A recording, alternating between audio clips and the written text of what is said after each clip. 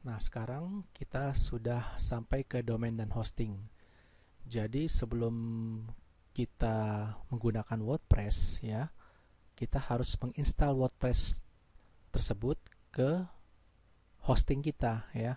Anda mungkin sudah mempunyai nama domain, tetapi hosting itu adalah tempat untuk menginstal WordPress. Nah, di sini kita bisa ibaratkan hosting itu adalah tanah ya. Tanah tersebut dibuat sekat-sekat untuk dijadikan toko atau rumah atau kantor dan lain-lain. Jadi nanti Anda mempunyai tanah ya, kita bisa lihat di sini. Nanti hosting tersebut atau tanah tersebut nanti Anda install WordPress. Nah, nanti tujuan untuk uh, menginstal WordPress atau website Anda itu untuk tujuan membuat toko atau rumah atau kantor terserah ya. Jadi pada saat Anda menginstal WordPress, kebutuhannya bisa berbeda-beda. Nah, kemudian di dalam hosting tersebut atau tanah tersebut, Anda bisa meletakkan file ya, file gambar, suara atau video di dalam WordPress tersebut ya. Kemudian juga WordPress tersebut bisa diletakkan theme ya. Kalau misalkan Anda ingin mengganti-ganti desain WordPress, diletakkan juga di sini. Kemudian juga plugin ya. Nah, kemudian selain program WordPress yang Anda install, Anda juga harus membuat database ya. Ini adalah ruang data Anda. Jadi kalau misalkan Anda membuat artikel, membuat berita ataupun apapun tulisan yang ada di website Anda tersimpan di database tersebut ya. Kalau kita bisa analogikan ini adalah ruang arsip. Ini Anda harus buat juga.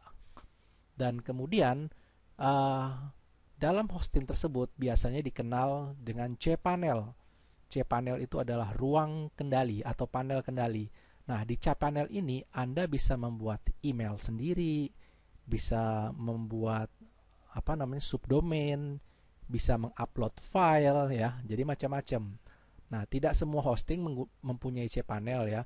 Mungkin ada yang menggunakan program lain, tetapi yang paling populer biasanya di hosting itu menggunakan cPanel. Jadi makanya kenapa kita menggunakan program cPanel ini. Hosting kita menggunakan cPanel. Kalau misalkan Anda menggunakan program lain, mungkin itu nanti diharapkan mirip ya dengan cPanel ini. Nah, selanjutnya, nah kita bisa melihat nih, domain bisa diibaratkan adalah alamat rumah ya. Jadi domain tersebut misalkan namanya www.babastudio.com ya.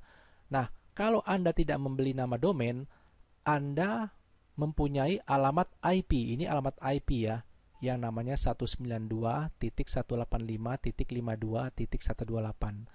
Dan tentunya Anda tidak mungkin mempopulerkan IP ini, alamat IP ini kayak seperti KTP ya, KTP, alamat di internet. Nah, Anda tidak mungkin mempopulerkan alamat IP ini untuk klien Anda. Jadi, mau tidak mau Anda harus membeli nama domain tersebut. Sehingga nama domain inilah yang dipromosikan, bukan nomor IP ya.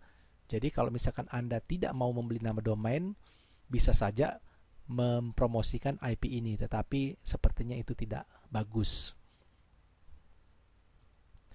Selanjutnya, di sini Anda bisa membeli nama domain dan hosting.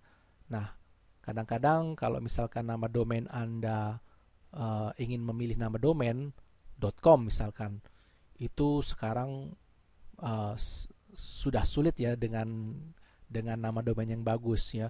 Sepertinya kamus-kamus di seluruh dunia sudah ada nama domain .com-nya. Oleh karena itu, untuk melihat cek ketersediaan nama domain, Anda bisa melakukannya di whois.sc. Nah, kemudian kalau misalkan Anda ingin membeli nama domain atau hosting, Anda bisa ke provider yang disebutkan di sini. Kalau luar negeri, ini yang ada. Nah, sekarang kita akan mencoba untuk membuat database ya.